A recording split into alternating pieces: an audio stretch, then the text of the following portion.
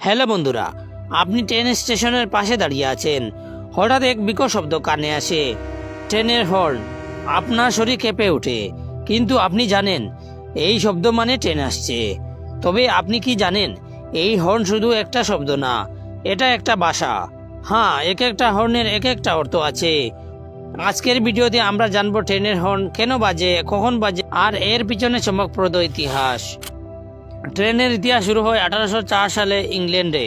তখন steam engine চালিত train ছিল, অত্যন্ত ধীরগতি এবং বিপজ্জনক।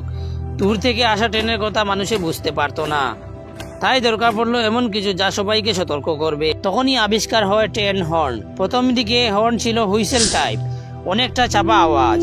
পরবর্তীতে এর আওয়াজ আরো শক্তিশালী করা হয়, যাতে দূর থেকে শোনা যায়। ট্রেনের হর্ন মূলত 4টি উদ্দেশ্যে ব্যবহার করা হয়। সামনে কেউ থাকলে বা রেল ক্রসিংয়ে যানবাহন থাকলে হর্ন বাজানো হয়। চালক ও গার্ডের মধ্যে সংকেত আদান প্রদানে, স্টেশন ছাড়ার আগে বা আসার সময়।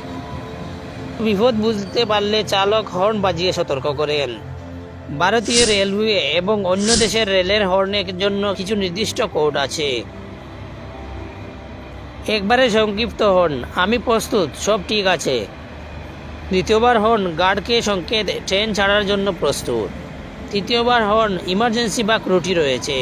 4বার হর্ন, স্টেশন ছেড়ে যাচ্ছে ট্রেন।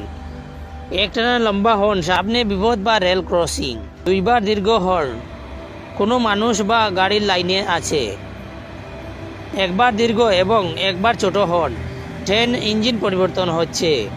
2বার ছোট, 1বার বড় এবং 1বার ছোট, ট্রেন অ্যাক্সিডেন্ট হয়েছে বা জরুরি সহায়তার দরকার। ট্রেনের হর্ন 96 থেকে 110 ডেসিবেল পর্যন্ত শব্দ তৈরি করে, যা একটি মোটরসাইকেল বা এমনকি বিমানের শব্দের কাছাকাছি। এই আওয়াজ 5 থেকে 8 কিলোমিটার দূর থেকে শোনা যায়। তবে এই তীব্র আওয়াজ অনেক সময় বয়স্ক মানুষ বা শিশুদের জন্য ক্ষতিকর হতে পারে। ভিডিওটি ভালো লাগলে লাইক, শেয়ার ও সাবস্ক্রাইব করতে ভুলবেন না। আরও এমন ভিডিও পেতে আমাদের সঙ্গে থাকুন।